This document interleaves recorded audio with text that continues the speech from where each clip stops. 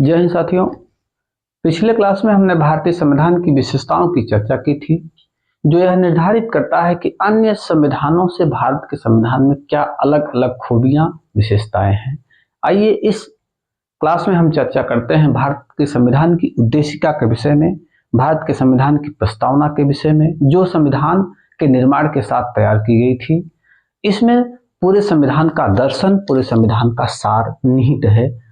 हम इस क्लास में चर्चा करेंगे कि भारत के संविधान की जो उद्देशिका थी, किस तरह से भारत के संविधान की विशेषताओं को, भारत के संविधान की अच्छाइयों को सामने प्रकट करने का काम करती है। किस तरह से भारत के संविधान की यह उद्देशिका संविधान निर्माताओं को अथवा संविधान के जो विशेषज्ञ हैं अथवा संविधान के जो व्याख्याकार हैं, उनको किस तरह से यह उद्देशिका आए दिन काम आई है और इसका मूल फोकस क्या है। देखिए, हम आपको बताना चाहेंगे कि सर्वप्रथम 13 दिसंबर 1946 को संविधान सभा के समक्ष उद्देशिका को का विचार पंडित जवाहरलाल नेहरू ने रखा था। 22 जनवरी 1947 को यह संविधान सभा द्वारा स्वीकृत भी हुआ था। देखिए, हम सबसे पहले आपसे चर्चा करेंगे भारत के संविधान की उद्देशिका के विषय में। देखिए, किस तरह से लिखी गई है उसका हम अध्ययन करें, उसको देखें।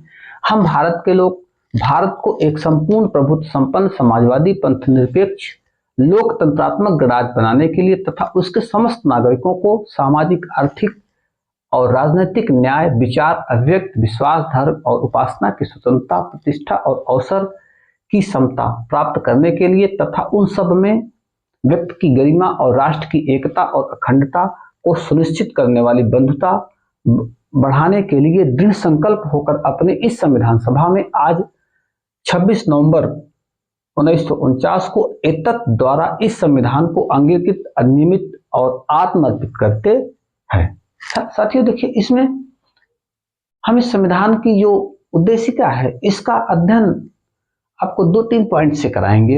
इसकी बातों को आपको 2-3 पॉइंट से हम भारत के लोग, अर्थात हमारे यहाँ संविधान में भारत के लोग यानी जनता सबसे ऊपर है।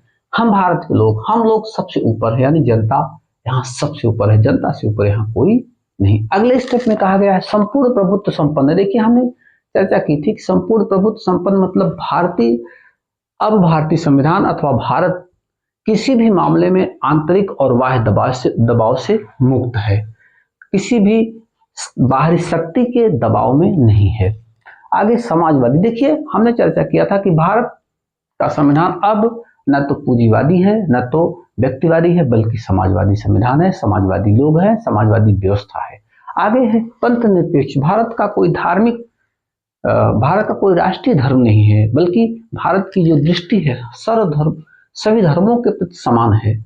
आगे के स्टेप में है लोकतंत्रात्मक राज्य, यानी भारत का जो प्रमुख होगा वह लोकतंत्रात्मक होगा, जनता द्वारा चुना गया प्रतिनिधि होगा, जो राष्ट्राध्यक्ष होगा, जो भारत के शासन व्यवस्था को चलाने का काम करेगा। आगे के स्टेप में हम आपसे बताना चाहेंगे कि बनाने के लिए उसके समस्त नागरिकों को सामाजिक, आर्थिक और राजनीतिक न्याय। देखिए, 3 तरह के सामाजिक न्याय और जो है आर्थिक न्याय और राजनीतिक न्याय, 3 तरह के न्याय की चर्चा इस संविधान में की गई है। आगे जो है, देखिए, 5 तरह के जो है वो स्वतंत्रताओं की संविधान प्रस्तावना में बात की। विचार की स्वतंत्रता, अभिव्यक्त की स्वतंत्रता, विश्वास की स्वतंत्रता, धर्म की स्वतंत्रता और उपासना की स्वतंत्रता। ये 5 तरह की स्वतंत्रताओं की बात की गई है। और प्रतिष्ठा और अवसर, 2 तरह की समानता की बात आपके प्रस्तावना में किया गया है। हम आपको बताना चाहेंगे कि अगले स्टेप में जो है एक संशोधन हुआ था, 42वां संविधान संशोधन 1976 में। प्रस्तावना में 3 नए शब्द जोड़े गए थे। देखिए, हम आपका ध्यान आकृष्ट करना चाहेंगे कि 42वें संविधान संशोधन 1976 में समाजवादी और पंथ निरपेक्ष और अखंडता, ये 3 शब्द जोड़े गए। समाजवादी, पंथ निरपेक्ष और अखंडता, समाजवादी, पंथ निरपेक्ष और अखंडता, ये 3 शब्द 42वें संविधान संशोधन 1976 में आपकी उद्देशिका में जुड़े गए। देखिए, आगे हम आपको बताना चाहेंगे कि आपकी उद्देशिका को जो है संविधान की आत्मा अथवा संविधान की कुंजी कहा जाता है। संविधान की आत्मा अथवा संविधान की कुंजी कहा जाता है। देखिए, doctor B R Ambedkar doctor Bhimrao Ambedkar ने प्रस्तावना को पवित्र दस्तावेज कहा। वही शासक के एम मुंशी ने राजनीतिक जनपत्री कहा। देखिए हम चर्चा करते हैं आगे। डॉक्टर सुभाष कश्यप ने कहा संविधान शरीर है तो प्रस्तावना उसकी आत्मा, प्रस्तावना आधारशिला है तो संविधान उस पर खड़ी अट्टालिका। देखिए ये कहीं न कहीं से भारत की संविधान की प्रस्तावना की खूबियों की चर्चा हुई। थोड़ा सा 2-3 पॉइंट हम चर्चा कर लेते हैं वाद की। देखिए वादों में विभिन्न तरह की जो बड़े बड़े संविधान पीठ जो स्थापित हुए थे, उन वादों में क्या कहाँ क्या कहा गया था। देखिए यूनियन ऑफ इंडिया बनाम मदन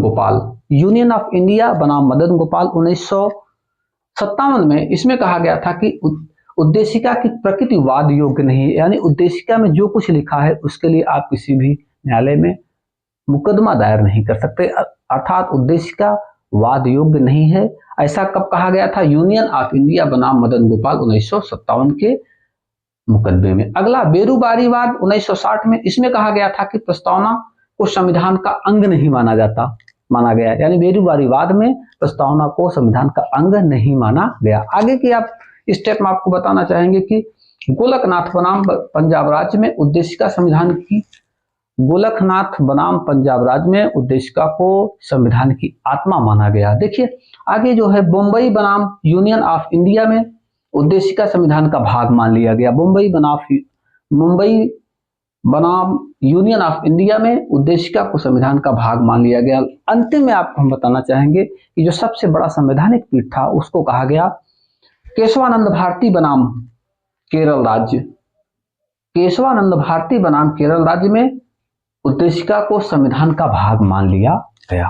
देखिए साथियों, यदि उद्देशिका को अगर संविधान का भाग माना जाता है तो निश्चित तौर से संविधान के किसी भाग में उसको स्थान दिया जाता, लेकिन हम आपको बताना चाहेंगे कि उद्देशिका भारत के किसी अनुच्छेद में नहीं है, भारत के किसी आर्टिकल में नहीं है, भारत के किसी अनुसूची में नहीं है, फिर भी उद्देशिका संविधान का सार बनकर संविधान के प्रथम पृष्ठ पर आकृष्ट हुआ है।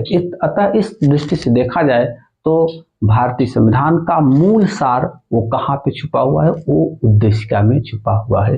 जय साथियों।